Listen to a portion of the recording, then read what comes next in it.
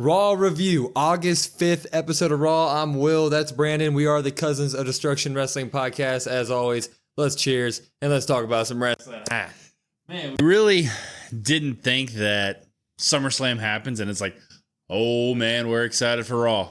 This exceeded my expectations to say the least. It slapped from top to bottom. Fantastic episode of Raw. Let's get right into it. Ludwig starts the show. Out of everybody that we were guessing, I did not think Ludwig was going to be the one to do it. But he's standing in the ring, and what is he doing?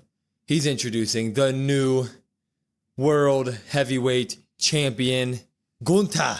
The Ring General. The Ring General. I can't roll my R's, but he comes out in a blue suit, looking real nice and fine with the title, of course.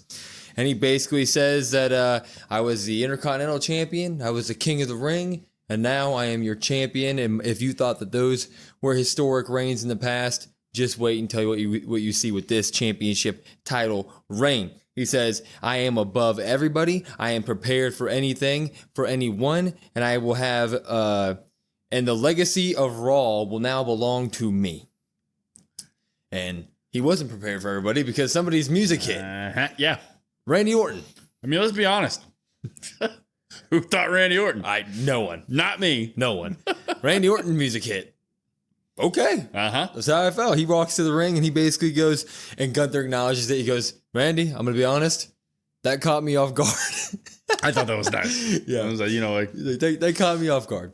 And Randy was like, he basically was like, you're a good looking champ, but let's be honest, you didn't beat me. You know it. I know it. Triple H sure as hell knows it. And that's why he even told me that he would like to see a sequel to our match. And Gunther is like, nah. And Randy goes, you call yourself a legend? I happen to kill legends. So at Bash, I'm going to take that title from you. And Gunther goes, you know what? I accept. So at freaking Bash at Berlin, we're getting Randy Orton versus Gunther. This was phenomenal. Pop. Yeah, I'm going to pop that as well. First of all, let's give Ludwig Kaiser a warm round of applause. Ludwig comes back. Haven't seen him for, a month and a half, something like that. Yeah. Comes back and he's with Gunther again. They're just forming it again. We'll see what happens down the line with that. But yeah, Randy Orton, probably not like the last on my list. But you talk about a feud that you need some random defenses here and there, something that's a few weeks to build up. You can go right in with this feud like Randy did. Hey, you didn't pin me in King of the Ring. Let's run it back. It's a short, quick build because you don't need something there. And yeah, it fits perfect. No, it's literally a match where just they walk out, they announce it. I'm like, okay, I'm sold. It's that simple. And like, I was sitting there when we were watching, and I was getting kind of mad because I'm like, the freaking rematch clause doesn't make any sense. Damian Priest should have a rematch clause. It's so random now. But then with the stuff that happened later in the episode with Judgment Day, I was okay with it. And then it's just like, yeah, this is obvious. Randy Orton didn't get pinned. Let's do it. Let's run it back for a championship. Boom. Yeah, and I guess people could say, oh, well, that's on Raw and Randy's on SmackDown. Like, yeah, technically, but you could go around that and say like, oh, well, the King of the Ring is both. Yeah. So, I mean, you can easily bypass that for people that want to say, hey, that's against the rules or whatever. But yeah, fantastic way to start the show. Yeah, Ludwig Kaiser would not leave because Sheamus had a backstage interview with Jackie. And basically they announced, she was like, you have a match against Ludwig tonight. And he's like, you know what? I'm kind of focused on Pete Dunne, but like I put on bangers and I'll take on anybody. So let's do it. Walks out to the ring and Ludwig's like, you know what? You injured me. I'm going to attack you right away. And then they proceeded to put on a stiff ass match where they smacked the hell out of each other for freaking 15 minutes. Yeah. Yeah. I mean, just before we get super in depth to this, just as a whole, like I feel like ever since Triple H has taken over, the matches all around much more stiff. Oh yeah, it's nice to see. The expectation is if you're on screen and you're wrestling to freaking go, and it shows every match. What would basically happen here was throughout their rivalry a couple months ago, they each would injure something sorta. So like Ludwig had an injured knee. Right? Yeah, he had the injured knee and Sheamus had like an injured shoulder or something. And they would both try to target each other's injuries, but they're both healed by now. So they'd both kind of fake it for a minute and then they would attack and they're like, I'm good. I'm good.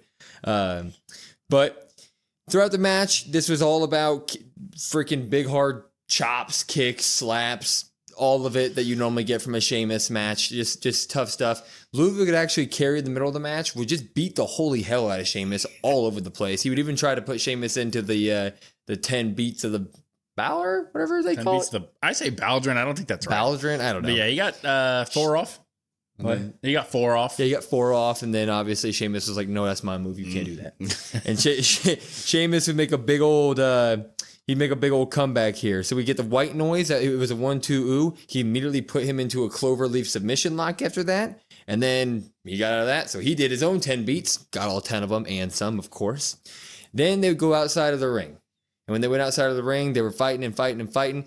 Kaiser would actually get a little bit of the advantage here and would do the running around the ring where he knees Sheamus into the stairs, which was nice. Nice little drop kick. Yeah, drop kick into it, which is always nice. Sheamus would get the upper hand again, but Pete Dunne is back with his shillelagh, of course, that damn shillelagh. But he misses. Or Sheamus sees it coming, he ducks it. Bro kicks or high knees him, like does like the bro kick knee that he does like Bronson Reed to Pete Dunne. He kind of like falls into the announce table or over the announce table. Gets back into the ring. Kaiser would go for his finisher, but it actually gets reversed. Sheamus would hit not 1 but 2 bro kicks. Sheamus wins. This match was hard hitting as hell. There was nothing afterward. Sheamus, Ludwig, pop. Come on. Yeah, I'm gonna pop this as well. Kind of sucks. The only thing I will say is I know Ludwig is just coming back onto TV, but it sucks to see him kind of get at the loss here, but he still looked really good. I thought this was probably one of his best showings that he had. Oh, yeah. So that helps, but it was like, dang, you were doing so good with the wins that he was racking up, and now it's like, dang, you got the loss. But, oh, well, that is what it is. Like I said, he looked good. Sheamus consistently puts on great matches week in, week out. Excited for the Pete Dunne stuff, and I guess we'll see what happens with that. Not much more else to add, but yeah, I don't have anything else to add. Great hard-hitting first match of the night. Good match. We'll see where it goes. That's really all I can say. Yeah, I don't know where Ludwig kind of goes. I don't know if they do like some random triple threat, but yeah, the more of him we get to see, the better. So Wyatt 6 is making their debut in the main event tonight, but we would get a little bit of acknowledgement about the fact that we were in Baltimore tonight, and I guess 11 years ago to the day in Baltimore is where the Bray Wyatt, the Wyatt family, originally debuted. So they gave a little promo video, just kind of, a good, I don't even know what to say, like honoring of that taking place and kind of like how the old is turning into the new with the new Wyatt 6 stuff. It was a cool little video package and it had a lot of Bray in it. So it was just good. Yeah. And Bo is voiced over it, saying some different things. And like you said, old into the new. And it's nice because the way they cut it up, like, some of the shots they had from back then, they had Bo do now. Yeah. And it transitions so seamlessly that it's like, I know they're brothers and I know people say all the time, they look alike, they somewhat sound the same sometimes, but when they're side by side like that, just flowing, you're like, golly. Like it's hard to tell the difference sometimes. No, it was great. It was great. I'm not going to pop or drop it. It was just good stuff, know? But Damian Priest, he'd come out pissed off. Pissed because of what happened at SummerSlam where Finn Balor screwed him out of the title. He'd come out immediately. He'd say, Finn, come take this beating like a man. Obviously, Finn Balor would not do that. And then he'd go on and he'd say, you know what? I was alone before the Judgment Day, and Judgment Day made me feel not alone. But then I realized after what happened on Saturday that you guys weren't my family. Who is my family is who? The WWE Universe. He didn't say it, but he pointed to the crowd and he said, so I'm not mad that you made me lose my title. I'm mad that you took the title away from me and my family. And so he goes, basically, he calls him out again. He's like, dude, get your ass out here. Let's fight. Finn would not come out, but he would show up on screen on the Tron. And he said, you know what, Damian, you brought this on yourself. You betrayed the Judgment Day. You changed when you became the champ. Over a year ago, you cost me a title in a title match. And when you did that, you told me in the car afterward that you need to man up. So I waited a year to man up, and I screwed you out of it. I waited a year and screw you. You're a loser from the streets, is what he said. I am not going to fight you tonight, but JD will. I'll wait till you feel safe. And then when your back is turned, I'll stab you in that back. And then he goes, we will stab you in the back. And it pans back. And the new Judgment Day is there. We got Finn, we got JD, we got Dom Mysterio, we got Carlito, and Liv Morgan. They are the new Judgment Day. Pop, man. Jesus, this was good. Yeah, I don't know how you could not pop this. I mean, the new Judgment Day formed exactly kind of how at least I thought that it would. It's nice to get that acknowledgement. Priest was really over, especially tonight. You could see that. I mean, I know SummerSlam, we noticed it pretty shockingly, I guess, would be, because it was like, oh, wow, he's really this over. But tonight, they doubled down on it again. It's nice to see the fans cheering for him. Finn being that slimy heel, I'm not going to come out there. The new Judgment Day, you get the acknowledgement. You see the picture of him, and you're just like, oh, man, this is awesome. Dude, I exactly what we wanted. Yeah. I mean, and we were the ones who kept saying, you know, we really want this feud to be over the title. But it was just like immediately when you saw that, the new Judgment Day, and Damian's looking at them like, what the? It's like, nope, this didn't need a title. This is going to slap. And what happens later is even better. Like, may the new Judgment Day reign. This is going to be sick. It's going to be awesome. Yeah. Short backstage with Adam Pearce, Bronson Reed. He's like, dude, I want to be involved with the Ludwig, Kaiser, Sheamus stuff. What the hell? And Adam Pearce is like, dude, no, we have the Sheamus versus Ludwig versus Pete Dunne next week. You're not in it. Sorry. And Bronson Reed's like, okay, well, if you're not gonna give me any road here, I'm gonna make my own road. Walks away. Wait till later. We would then get a little match here from Lyra Valkyria. Woo! Thank you for hitting that. Lyra Valkyria would take on Shaina Basler, who did come out with Sonia and Zoe Stark. Shaina would actually go right after the arm. She would kind of hurt Lyra's arm, and that was kind of being sold the rest of the match. There was a very quick comeback here where Lyra would get a power bomb off, and she would take out, she'd go to the outside and like kick Zoe Stark and Sonia and kind of make some room. But she would go for a Nightwing. And while she was getting the pin, Sonia and Zoe would come in the ring. They would hit her. Lyra wins by disqualification. Damage Control would come out and attack. Damage Control stands tall at the end of this. I'm going to go ahead and drop this. I think Lyra's great. I love me some Sonia, but this just, especially with what we got later on in the night, like this just felt like we did not need this at all if we were going to get what happened later in the night anyways. Yeah, I'm gonna go ahead. God, yeah, I go back and forth. Yeah, I guess I'll drop it. Ooh, just because since, like you said, I feel like we didn't need it. It felt kind of awkwardly placed, at least for me. Like, I don't know, something about it just didn't hit. There seemed to be repackaging or not repackaging because it's the same package. Re-representing? Depackaging? I don't know. Sure, yeah. Repackaging squared. Yeah. Lyra Valkyria, away from the party people, which is nice. Thank God. She's kind of out on her own with the singles, and I guess maybe if that was the case, I guess maybe I would have liked to see that, at least a company, and get maybe a little bit more one-on-one at first. Yep. And then you could have them running at the end. Yeah. Maybe that's why I didn't like it. But you keep both of them looking strong. Lyra looks strong. Shaina doesn't take the pin, so hopefully this means that Lyra is out of this whole shenanigans and can go on her own way. Yeah, but I guess again, there's no women's title scene with when Liv has that belt right now. Well, that's what I was going to ask you. Is Liv has that belt and there's no mid card, but we're getting SmackDown and Raw trades. Wait a second. We're getting SmackDown and Raw trades, so maybe Lyra gets pulled into that sort of thing. So. Well, Adam Pearce. I'll save my thought for maybe. No, that wouldn't make any sense either. Yeah, I don't know. We'll see. She's kind of in no woman's land right now. Yeah, she is. Anyway, we would get a couple very small promo packages here. I'm just going to skip over. I mean, I'm going to say them, but we're not going to talk much about them. Final Testament promo. AOP is fighting New Day tonight. He's going to end New Day. We would then get a Creed Brothers promo, or Creed Brothers are backstage with Ivy Nile. Maxine's like, why are you talking to them? They beat up Otis every week. Chad comes up and is like, leave. We don't need you anymore. I don't like you. You're not on my team anymore. So go away. Mm-hmm. We would then get CM Punk coming to the ring though. Yeah. And he's in a good mood. Yeah. He said he's happy. Yeah. Why is he happy? He said it about 1 million times. Why am I happy?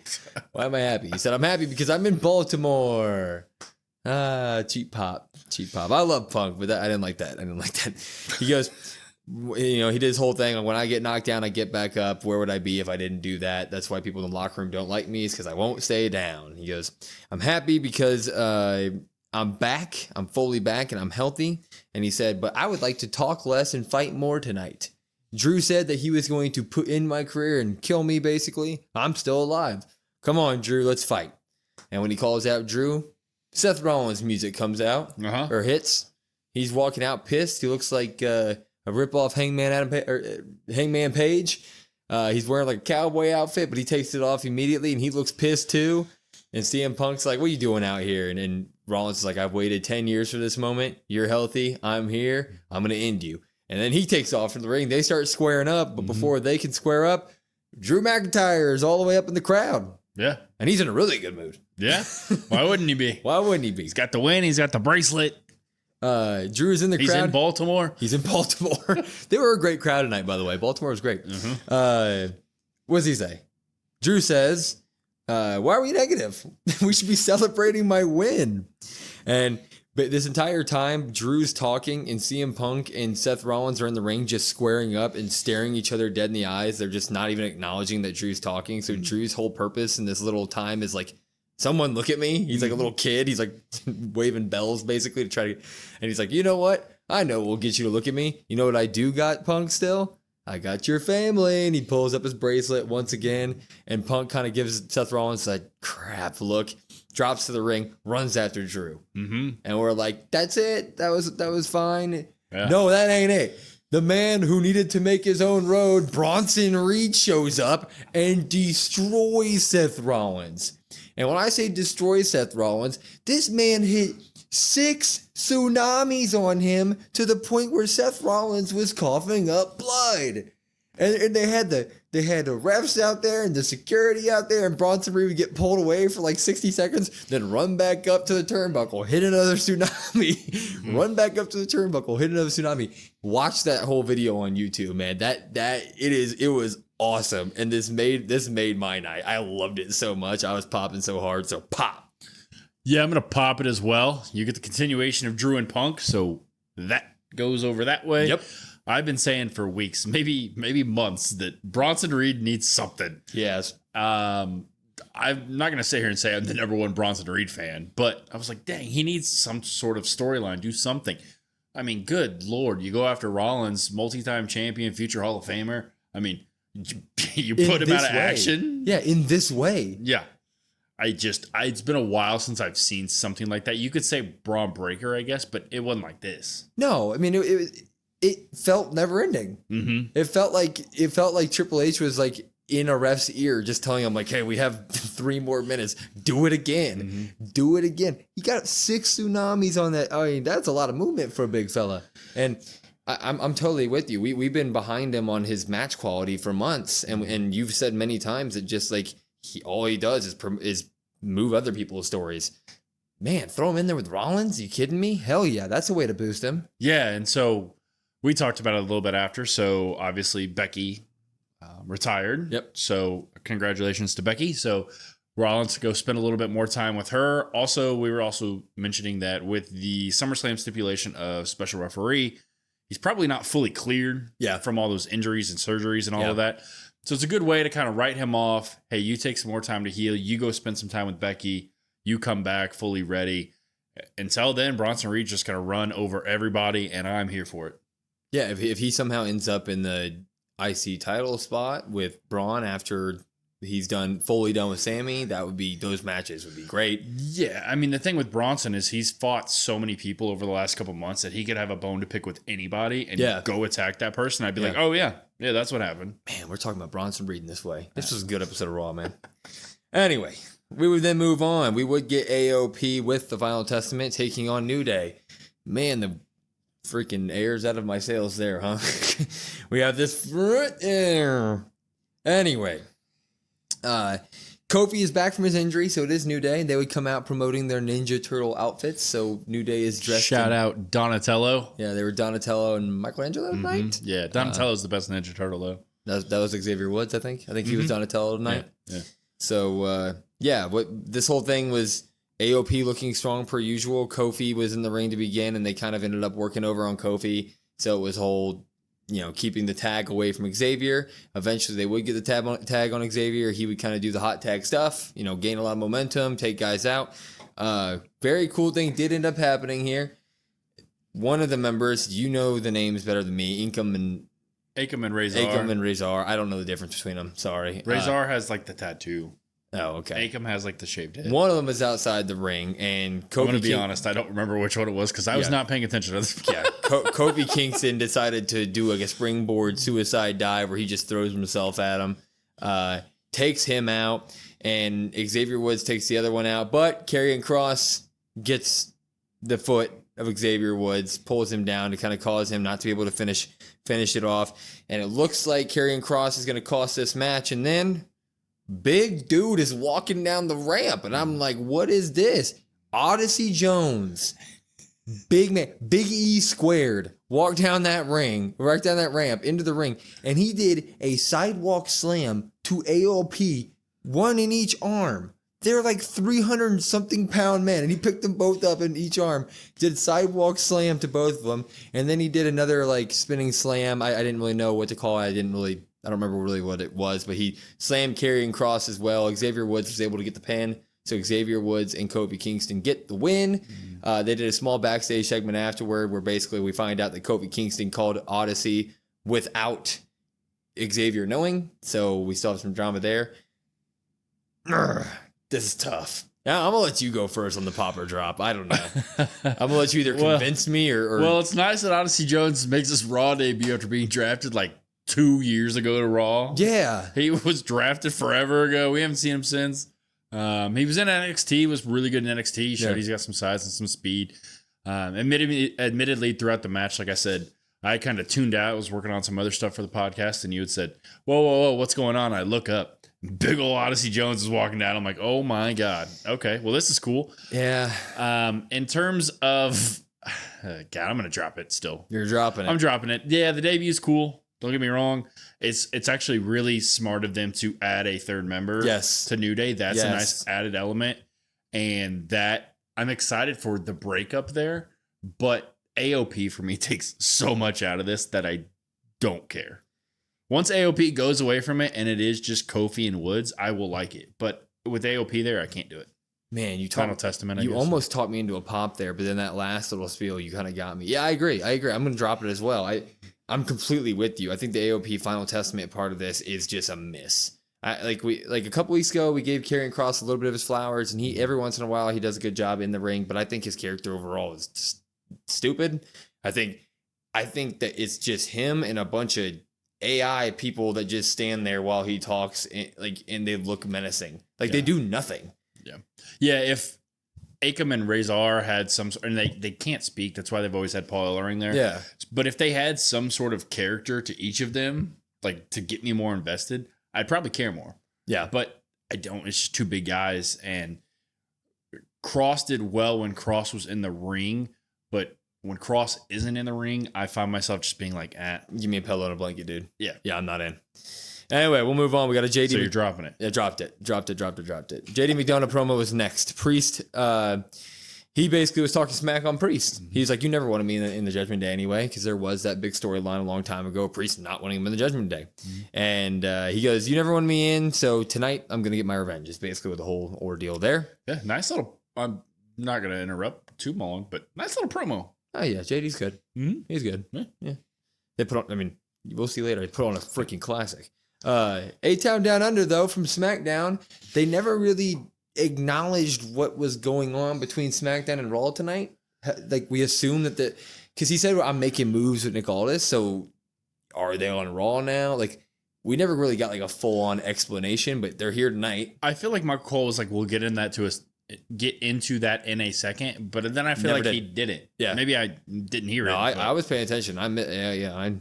No, they didn't really. So, and our guess of who was traded, that's not happening. Yeah. So I guess who knows? Yeah. Anyway, they're fighting Awesome Truth, kind of to carry over what happened at SummerSlam with the whole Jelly Roll thing. And what this match was what you would think it was. A-Town Down Under would get some athleticness in there where they would sell really well for these guys and they'd have their moments looking like a good tag team. R-Truth was in the middle, was getting beat up most of it. Hot tag to Miz, where Miz would have his like 60 seconds of fame. Miz needs to be doing something else. Just saying.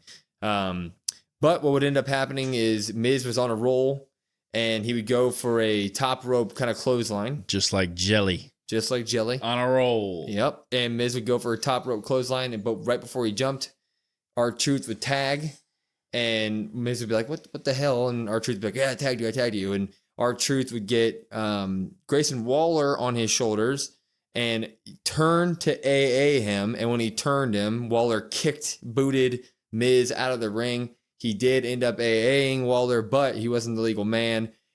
Austin Theory hit the A-Town down, and A-Town down under get the win here. Miz and R-Truth are looking like they're going to break up here. This did nothing for me. I'm going to go ahead and drop it. I need them. I know we're eventually leading to a Miz. Eventually, if this leads to a Miz heel turn, which it will, hopefully it's not a heel turn with like an R-Truth feud. Hopefully he just immediately goes back into the IC conversation or something. Because we need Miz to start doing some competent stuff. Okay. I'm dropping it. You know, I was sitting there listening to you talk about it. I know how much you like A-10 Down Under. I know how much you like The Miz. I know how much you like Comedy R-Truth. I was like, this man's going to pop this. No. And I'm going to drop it. So I am going to drop it. Little surprise you dropped it. But yeah, I mean, so today on my TikTok, fun fact, I got the promo of The Miz with John Cena and Roman Reigns where he's talking about, I'm the only champion in this ring. How many moments do you two get? All that stuff. And we're big Miz fans. Yes, it's like Miz needs to be doing something better. Now, eventually that heel turn is coming, like you said. Hopefully he just destroys R-Truth and goes away. Like just splits. Like there's no matches or anything. Yeah, I agree. I don't want that. As terms of A-Town Down Under, it's a little weird because they had the tag titles on SmackDown. They lost them. They kind of became like a joke tag team, like in the sense they weren't going out there doing comedy stuff, but they were sitting there. I couldn't take them seriously. They're getting beat every week. They're just, weirdly kind of booked. So they come over to Raw. I would have liked that to be kind of like a fresh start, but it wasn't. It was kind of like the same stuff for me.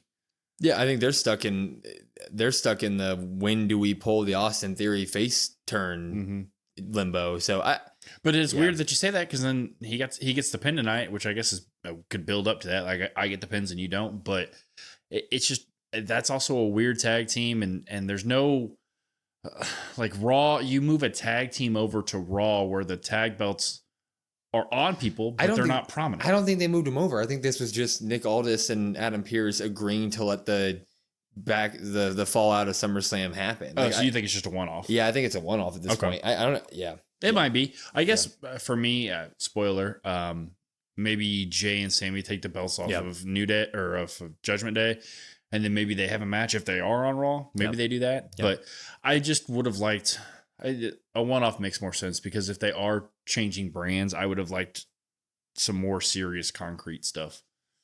Yeah, I thought it was bad.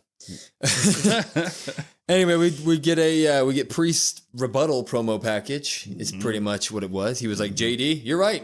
Nobody wanted you in the Judgment Day except for your boy Finn, which you don't know, but you've already signed up to be betrayed as well, because Finn giving you the match tonight is just to tire me out because he knows that I have a bunch of bullets, and he said something about like I have a bunch of ammo or bullets. But what Finn doesn't know is that I have a lot more bullets than that. So basically, he's gonna send Balor to hell, is what he said. Eventually, I mean, it was really good. I'm not trying to give that the quick attitude. promo with him, and then the back and forth with Finn on the backstage stuff, talking about a year ago, and he holds up the picture and all that. Like they both just make such good points. Like, if I get screwed over in my title match, I'll be your friend or whatever. But then eventually, I'm gonna turn my back on you. You need to know what it feels like. And then Priest is like, "Come on, man! Like it's so good. Yeah, there's so much substance to it. It's so good." So good. We get one more interview before the really good stuff. But Braun Breaker would get his interview, and basically he said I forget who interviewed him, but I think it was Kathy Kelly. Kathy Kelly was like, "You're a champion now. You got a target on your back." And he's like, "Dude, I've only been here for 3 years. I'm still the hunter. At this point, anybody can get it. I'm gonna come for everybody." And then he pointed to his title, and he's like, "My name's on that title. Nobody's taking it from me." But looking forward to a Braun Breaker IC title run. Yeah, somewhat dressed up too. Somewhat dressed up with the belt. He was. Look good. Him and Gunther. Then Oh, man, the gym of the night happened. JD McDonough would come out with Carlito and take on Damian Priest. This was the gym of the night. Gym of the night? Yeah. This was a gym, bro. They put on a classic. I mean, I guess I was expecting it. So maybe, I don't know, maybe gym. I was expecting good stuff, but this was good stuff. Good stuff. Damian would come out absolutely pissed. And he would continue the stiff working from Gunther's match directly into this, and JD would not back down. It was awesome. High boots, corner stomps. He was dominating, slamming JD's face into the mat like right away. It looked like he was going to break his freaking nose, honestly. Huge right hands. He has that like rolling right hand punch that turns into an elbow down. Like a forearm side. Oh, dude, it's so good. Yeah. JD would get a little bit of a comeback because Priest dominated the first few minutes of this match, so he was getting some good like corner stomps in, corner drop kicks. They did this thing where they did the Battle of the Wills where they were smacking each other. Damian would high kick JD out of that and high kick them out of the ring. Like he would sell like he got kicked like so hard that he fell out of the ring. So that was absolutely awesome. When they went outside the ring, JD would push Damian into the ring post and then give a suicide dive where JD's face ended up murdering the announce table. I mean, I guess it's hard when your head is that big. Yeah, as soon as you go out of the ring, you're probably hitting your head on the announce table. But yeah, he smacked his head on the edge of that table. And then all the fun happened. So the South of Heaven is Priest was trying to do the South of Heaven. It got reversed into a diving headbutt from JD. He would then go to the top rope and do a moonsault. 1-2 ooh on that. Picture perfect. Priest would get up. He'd do the flat line to JD. Then he would do a spinning elbow. Then a broken arrow. And then he would JD would roll out and he'd go out there and throw JD over the announce table. He'd clothesline him. And then Carlito would try to get involved. He'd kick Carlito off. And he would wind up for the South of Heaven. And Finn Balor from behind. He hits Priest once he falls, but then freaking the new Judgment Day just sick on top of Damian Priest. It's everybody. So it's JD, it's Finn, it's Carlito, it's Dom, and it's Liv Morgan. They are all out there. Priest would actually get the advantage of everybody except for Finn, and they'd be staring at each other right in the middle of the ring. And he would go over there and catch Finn Balor, get him into the Razor's Edge, but who pulled him down? Liv Morgan. Liv Morgan pulled Liv down from the grasp of Damian Priest, and when that happened, Dom Mysterio jumped on him. They all would start beating the hell out of Damian Priest again until Rhea Ripley's music hits. Mommy's pissed. And Liv and Dom look at each other. It's like a cartoon. They like look at each other like, we getting out of here. But Rhea sprints all the way around the ring and catches Liv Morgan right as she's getting over the barricade. And she slams her into the ring post so hard, clears the announce table, and then she gets Liv Morgan up into a power bomb. But Daddy Dom, he's not going to let Liv get hurt like that. Come on now. He goes over, he saves Liv, pulls her away. They sprint. Rhea's pissed. Who's in the ring? All it is Damian Priest, Rhea, and JD McDonough. And Rhea gives JD a nice old smack right in the mouth. Turns nice little headbutt. Yeah. Oh, was it a headbutt? It was a headbutt. She headbutts him. He turns around into a massive South of Heaven where he got up higher than Austin Theory with Jelly Roll. South of Heaven, boom. WWE officially says it. The Terror Twins are here. It's time. Terror Twins are taking on the new Judgment Day. What a time, man. Pop. Man. Yeah. It's got to be a pop. Has to be a pop. A lot of multiple pops. A lot of words. I mean, good. Yeah. A lot happened. You were there talking. You might need to take a sip there. Yeah. I mean, as for the match, I've been a big advocate for JD as well about give JD a match. I think maybe last week I said it. Maybe 2 weeks ago. Give JD a match. Just give him a match. Well, he showed why I wanted him to be in a match. I was honestly shocked at how good he was tonight. Priest was great. As always, I like his Falcon arrows where he's throwing them. Yeah. I like that little added touch to it. Finn screwing him over, stabbing him in the back, attacking him from the back again. You get that. The stuff after, I mean, good Lord. Rhea comes down. Dom runs ahead of Liv to get away. So Dom's like, I'm prioritizing myself, like not Liv. And just all of that stuff. I mean, good Lord. It's perfect. It's what I felt at times with the bloodline when Roman was there originally, I find myself seeing that same or feeling that same feeling with some of the Judgment Day stuff. Oh yeah, where the takeaway is like, God, this is perfection. Dude, when they're on TV, it is just must see at this point. They don't miss. They don't miss. And this whole Terror Twins taking on this new Judgment Day, that is so enticing to me. It's so enticing, and somebody may say, oh, well, you got Carlito, Finn, JD, Dom, Liv. Yeah, well, they're going to bring Raquel Rodriguez into this. So you need some help. They're going to bring Raquel Rodriguez in this. That's what they're going to do. They're going to add it. You think so? Yeah, so because you're right, Rhea needs a pillar to beat before she gets back to Liv, or she needs her JD, like her JD match on Raw. And I think her Liv and Raquel have good history together. They bring her into the Judgment Day, throw her in there. That gives Rhea a little bit more pushback than just Liv there. Yeah, you do need to have something there. I guess I was more so talking about like. You have Carlito, JD, Dom, and Finn. So you got 4 males on that side. Now you need Damian. You got to have somebody on Damian's side, which I guess we'll maybe get to here in a little bit. Will he? Yeah. With a Sami Zayn, Jey Uso. Yeah. There's 2 at least. You're right. You need 1 more. Anyway, that stuff is going to be phenomenal. Stuff's going to be phenomenal. We were going to get a Sonia DeVille versus Dakota Kai match, which I was really excited about, until Sonia and the team attack Damage Control, and of course they go after one woman, Dakota Kai. They bust her knee or something. Yeah, her surgically repaired knee. They attack it. How dare they? Screw me out She of just a got match. that leg brace off. But we would get Sonya Deville versus Iyo Sky because of this. And they would go back and forth until Iyo would take out basically all of them. She'd even go out and take out Shaina and Zoe. But in the midst of her taking all that, Sonya would she'd throw her against the ring post and the stairs and kind of take advantage of that, dominate the moment. This was a quick one with a lot of moves from Iyo, just her normal elbows, running elbows, and a lot of knees and stiff shots from Sony. That's just what you get from these two.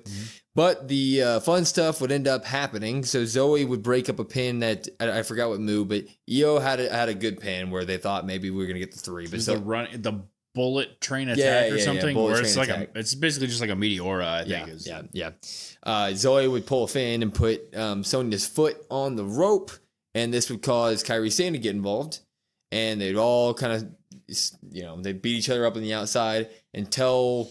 Randomly, Kairi Sane and Iyo Sky are on the top rope. And we're like, are they going to do a double moonsault? No. Iyo Sky would do her over the moonsault off the top rope into Shayna Basler behind her, while Kairi Sane would do an insane elbow off the top rope outside the ring to Zoe Stark. Yeah. And I don't remember off the top of my head, but I'm assuming Kairi Sane's probably on like the ring post, right? Yeah. Because one of them's got to be on there. there. One was on the ring post. So, I think it was good Lord. It was freaking awesome. And Iyo would roll Sonya in the ring, hit it over the moonsault. Iyo gets the win here. I was very disappointed that we didn't get Dakota Kai, but we did end up getting Iyo Sky here. And the spots at the end were just too good, and the match was quick. I'll give it a pop.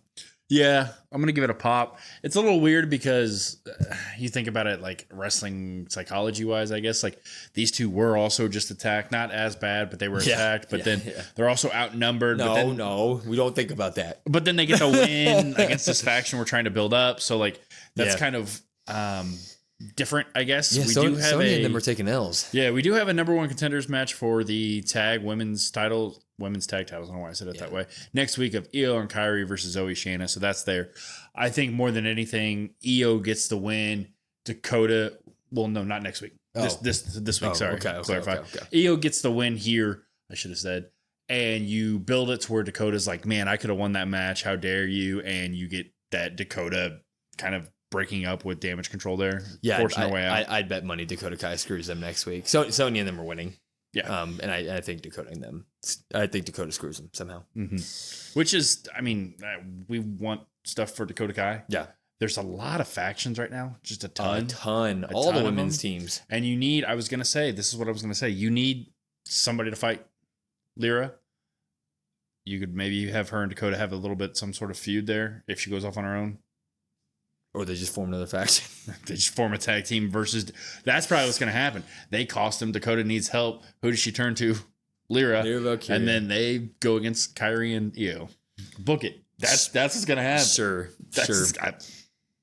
Sami Zayn and Ilya dragging off her backstage. Ilya's basically like, you did your best, Sami. You're a good champion, blah, blah, blah, blah. He walks away, and Jey Uso pulls up. Yeet. He ends every sentence in this entire promo with yeet, by the way. Every one of them. Jay's basically like, you're Sami Zayn, dude. Yeet. Stop being sad. Yeet. And Sami Zayn's like, but I really wanted to do well. And he's like, shut up, yeet. What are you going to do? Yeet. You're going to go to Adam Pearce's office. Yeet. You're going to demand a title match. Yeet. And Sami's like, yeet, I already did that. Yeet. Next week I got it. And they're both like, yeet. So we get a 2 out of 3 falls IC title rematch next week. That's going to bang. That's going to be awesome. They did a little handshake. Like, it is what it is for the backstage. Yeah. Braun Breaker versus Sami Zayn, 2 out of 3 falls. Sign me up. I love the fact the old stipulations are coming back. Special guest referee. 2 out of 3 falls. Just give me a 3 stages of hell at a PLE, and I'll be satisfied. Bad Blood would be perfect for that, actually. Mm-hmm. Dude, Punk and McIntyre should end up in 3 stages of hell. That just makes sense. And then put it back in 2K or in a freaking video game, man. We're missing so many modes. Anyway, we move on to get us a storyline that we can just play with multiple wrestlers. Yeah. Remember the old games? I'm not side tangent. The old games, you play as a wrestler. There's a story. You can just keep playing with different wrestlers. No, there were stories specific to. Well, yeah, you mean but like pre SmackDown vs. Raw days. Yeah. Like Here Comes the Pain. Here Comes the Pain. Shut your mouth. Shut your mouth is great. Yeah, just those, bring it. Those. I want those. Oh, backstage area too. You could walk through. First person. Oh man, side tangents of wrestling. Anyway, we get our much anticipated main event, the debut of the Wyatt Six. We get a short video package though, or a tape. We get of Huskus the Pig, Joe Huskus, or what do they call him? They call him Joey Huskus, right? I think he called him Gacy Huskus. Gacy Huskus. Michael Cole. I'm not gonna hijack this, but Michael Cole throughout the match was trying to bounce back and forth between Dexter Loomis with Mercy the Buzzard and Rowan the Rambling Rabbit. It's a lot. It is a lot, but he would say like Gacy Huskus and he just randomly call him each different names and stuff. Yeah. It's like, God, I don't know how you try to do that. Yeah, it was nuts. We would get a small. I'm actually going to wait to see how you try to do this because I'm sure you'll mess it up here. 100 book it. Start a counter. Huskus the Pig tape. It was just him sitting in the corner going crazy. The commentary on it said, they controlled you. They locked you up. I saw through the lies. Now we will make them pay for their sins. And then he yelled something. But I don't know what he yelled. It was loud and couldn't make it out. Yeah, distorted. But match would start behind Gorilla with Chad and the Creed brothers all rocking blue and black and white singlets, all the same ones, looking real good. And I like the singlet colors. He said, I like them. Yeah, they were walking to the ring, and he said, we're going to send you guys back to the swamp you came from. We are American made. And then a Ford truck came in and a bald eagle and fireworks and a guitar, beer. Hulk Hogan popped out. Hulk Hogan was there. Yeah. Yeah. The name is wild. The name we could have done a little bit better. Even I know it's Team Angle. I get it's a ripoff. And, yeah. Haas and Benjamin were the world's greatest tag team or something like that. You could have just named them like Team Gable. Yeah. Would have been simple. Anyway, so they made their way out to the ring, and He's we're got all the new Tron with the American flag. Yeah, they do have a new Tron, and the music's all right, but it's patriotic. We were all wondering what is the Wyatt Six intro going to look like. So the lights they go down just like usual, and the Baltimore crowd did their job. They lit up the fireflies, and then you pan, and it's just a rocking chair with the lantern, and the piano starts. But then the piano speeds up. You get some drums, you get some guitar, and then you get a whole song. Good words. I don't. We just listened to it. I don't know. But yeah, it's like a remix of Bray's old or like the Fiend's old thing, right? It might have been the same one. Oh, really? I think it was the same one. Oh, the one with the like you said the Fiend. Probably I think the last one. It sounded familiar. But all members would come out. And they would kind of they're like their marquee pose where they all have their own little spot within a picture frame. They would slowly walk to the ring, and Howdy would bring the rocking chair with them. Howdy would sit in it, And the witch they keep calling her the witch or Sister Abigail. They haven't really clarified it yet. They called her Abby the Witch this week. They did, Abby the Witch? Okay. So she sits right next to him. He says, we're here, blows out the lantern, and they sprint to the ring and attack. Like the second he blows that lantern out and the lights go up, they go to the ring and they are attacking it. It's, of course, it's Dexter Lumis, it's Rowan, and it's Gacy, as we've said. And they go right away, and they just attack. When the match settles down and they get somebody in the ring, it's Dexter and it's Chad. And Dexter just like lays on his hands. He used to do it in NXT and stuff, but he just looks more menacing now with the weird look. And Chad Gable's like, screw that. He tags in Julius, and Dexter goes to town on Julius. He does leg drops, big leg drops. He would tag in Gacy. Gacy would go do this weird corner taunt, kind of like where when Bray used to bend his back all the way back, except he can't do it. So he'd go to the top rope and like lay back on the top rope and smile. It still looked great. It's like the what is it? The Triple H Harley Race, Shawn Michaels, where they run in the turnbuckle. Yeah. And they go to go over, but they don't go over. They just like stop themselves. Yeah. And he just stares, and I was like, oh, yeah, that's pretty cool. It looked cool. Anyway, they would kind of go one by one and let Dexter, let Gacy, let them do some new offense here, which Dexter's a high flyer now. Gacy is just hard-hitting clotheslines, all that good type of stuff. All the men would get into the ring. All hell would kind of break loose in the middle of the match, and Rowan would pick up Julius, use him as a battering ram. He's throwing everybody around. Really, really, really good stuff here. But we go to commercial break, which was a cam and cam, and during that, Gacy was in the match, and American Made would actually get advantage on his leg. They kind of injure his leg, and that was kind of how they got the Creed brothers and Chad some offense. So they were getting some really good offense. There was even this part where they each hit a moonsault off the top rope. They went one by one by one. It went Julius and then so Brutus hits one first. Brutus does I guess I'm just now thinking about this as you're mentioning it. So go for it. Brutus hits a standing. Yep. Julius hits the second rope. Yeah, you're right. You're right. And then Chad hits the top. That's cool. You were right. I just now realized that was sick. That was awesome. So the whole offense with the Creed, they're just athletic freaks. That's going to be their thing. And then the Wyatts are actual freaks, and that's going to be their thing. Okay. So in order to get the tag off here, they throw Gacy against the ropes, and he does this thing where he like backflips off the ropes and then turns and does a double clothesline.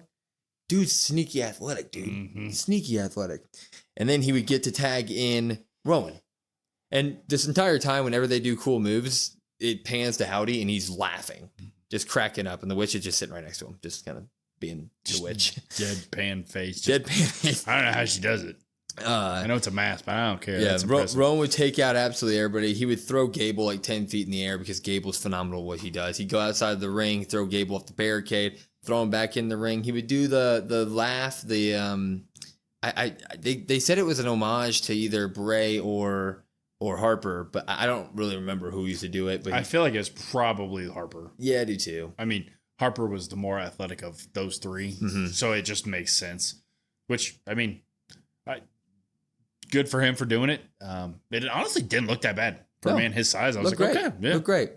Anyway, the Creeds were outside the ring at this point, and Dexter would come and do a top rope flip to both of them. During this time, Chad and Rowan are still in the ring. Chad would do a German to Roman. And Rowan. I think you said Roman. Roman's back. Yeah, he gets up and he Superman punch. He would hit a German suplex, but Chad would be like, okay, where are my boys? He would crawl over to the side of the ring to see where they're at, and Dexter and Gacy were there just looking at him. Super cool picture. Very cool. Chad's like, okay, I'm going to turn around now. And the Creed brothers were actually standing up behind them, and they each go for a clothesline. They miss, and Gacy and Dexter both do like rock bottoms, basically. Yeah, Uranagi's. Uranagi's, yeah, on top of the announce table, and they kind of go rolling over the announce table here. Rowan would then choke slam Gable by his face. Like literally grab Rowan's hands bigger than Chad's face. So he could just like palm his head and choke slam him. What's those things in Alien? Face huggers? Yeah, the face huggers and Alien. The face hugger? Yeah, it's like a face hugger choke slam. Yeah, it was wild. It was nuts.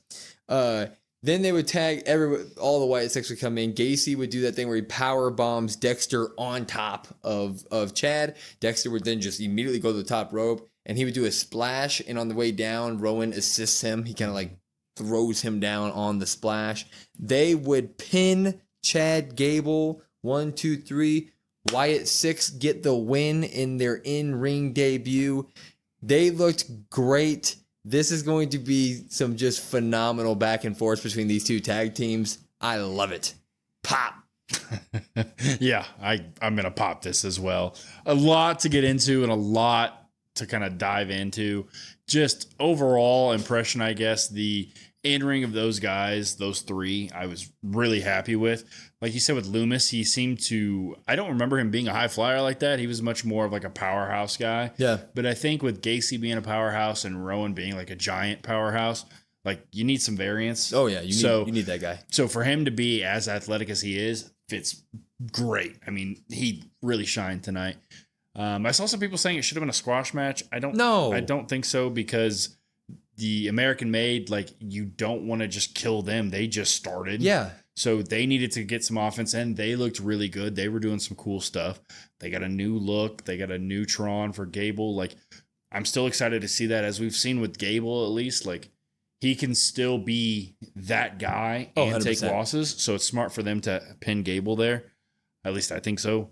Yeah, the Howdy stuff I'm excited for. Was a little nervous. I mean, I don't know if you were. I assume so. A little nervous. How is this going to translate to the ring? And I mean, it passed with flying colors for me. Yeah, it translated great. Like, it all comes down to they have to go in the squared circle and fight at some point. And I thought that this was exactly what you want. They all looked like freaks in the ring still. The only one that sort of seemed normal to me was Rowan, and that's just because we've seen him in this form for so long that, you know, I'm just used to it. But in terms of Dexter and Gacy, awesome. Yeah, and Rowan had some new ring gear. Yeah. So that was nice. They at least attempted. Yeah, something. it. So, yeah, I mean, I thought it was really well done. And that's credit to WWE, I guess, for the months of building, like, them to take them from the characters they are with Howdy and the animals and, like, humanize them. Yeah. Because that's, like, really what we were missing before. Yep. So great job by them. And, yeah, let's see what we get next week. And what's even better now is, like, you look at now Wyatt 6 has an in-ring debut. They can fight, at least these three can now fight on not, you know, every week, but they can fight every so often. And you got a ton of family drama on Raw now. They're not just limited to the Creeds at this point. Wyatt 6 can go after anybody. I wouldn't mind them going after Finn and them at some point. I mean, you could do a bunch of stuff here. So it's just like a breath of fresh air. It's like, okay, they're here. We've seen it now. Let's get after it. That makes a lot of sense now that you mention it. Just numbers wise as well. Yeah. They've got 5. Wyatt 6 has 5.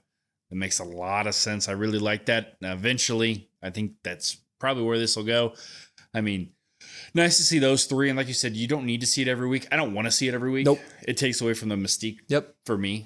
Maybe we get to see more of Abby the Witch. I'd like to see a little bit more with her, maybe, in terms of, it doesn't have to be an in-ring, but something with her, because she's the only one I feel like Howdy we've gotten close to with the Bo and Howdy, like both sides. Yeah. Same with Rowan, same with Gacy, same with Dexter, now that they've all wrestled a match. So she's the last one that I feel like I'm not connected to both sides with her. Yep. I'd like to see a little bit more there, maybe next week. But yeah, I mean, this is about as good as you can do this. Yeah. Great stuff. Great stuff. Anyway, another phenomenal episode of Raw. Mm-hmm. Another pop from us. This stuff is phenomenal. SummerSlam's great. Raw was great. And now we got Roman on Friday. Ooh, we eating wrestling fans. Yeah. Anyway, though, follow us on all of our socials at COD WrestlePod, COD WrestlePod, and listen to us wherever you get your podcasts at Spotify, Apple, etc. We also did just start a, whatever you call it. What's it called? Discord. Sorry. Yeah, that's still a little bit in the works, but I think it's pretty much ready to go. Here this week, it'll be ready to go. We have a link tree in our bio, has all of our leaks, all of our socials. Just go ahead and follow all of them so you don't miss any of the stuff. So, hell yeah. I'm Will. That's Brandon. We are the Cousins of Destruction Wrestling Podcast, and we will see you next time.